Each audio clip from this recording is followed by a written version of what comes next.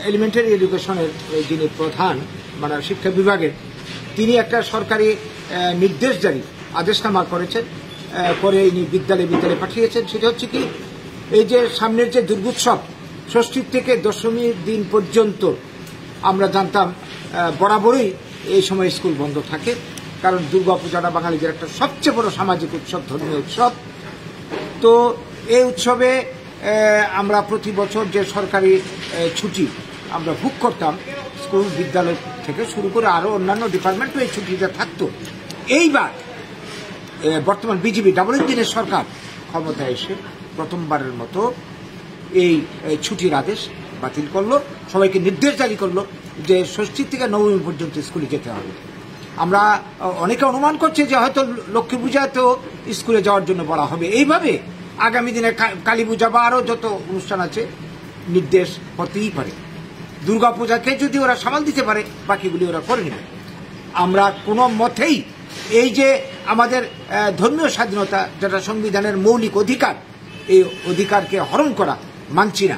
আমরা কোনোভাবেই এই সরকারি আদেশ আমরা মান্যতা দিতে পারি না। এটা আমাদের যেহেতু সাংবিধানিক অধিকার, এবং শুধু বাঙালি বা হিন্দু বাঙালি বলেই কথা নয়, যত ধর্মীয় সম্প্রদায় আছে প্রত্যেকেরই কিন্তু নির্দিষ্ট দিনে ছুটি ঘোষণা করা হয়। ঈদের দিনে, মহরমের দিনে মুসলমানদের জন্য, খ্রিস্ট ধর্মের জন্য গুড ফ্রাইডে, বড়দিনে ছুটি ঘোষণা, এইভাবে বিভিন্ন ধর্মমতের ধর্মীয় স্বাধীনতা এটা ভারতের সংবিধানে রয়েছে। এই ক্ষেত্রে কেন বাঙালিদের উপর এই খড়গ চালানো হলো?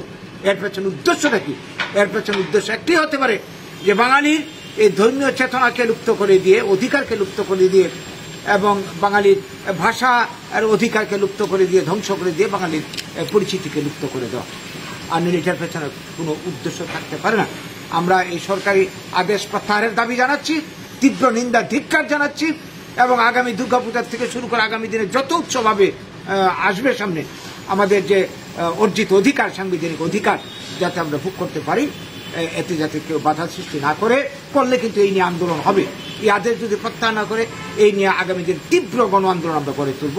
আজকে এই বার্তাটুকু আপনাদের মাধ্যমে আমরা কি বলবো, যারা কর্তৃপক্ষ যারা আছেন, সরকারি যারা আছেন, তাদের গুছরে আমরা নিয়ে যেতে চাইছি। এবং সেই সঙ্গে যারা এই রাজ্যে, এই দেশের যারা বাঙালি বা হিন্দু মতাবলম্বী যারা আছেন, তাদের আমরা সহযোগিতা চাইছি যে এই ধরনের কি বলবো অপচেষ্টা বিরুদ্ধে আমরা সবাই গর্জে উঠতে হবে, প্রতিবাদ করতে হবে। আর নিলে আগামী দিনে কিন্তু এইভাবে আমাদের কৃষ্টি সংস্কৃতি ধ্বংস করে দেবে।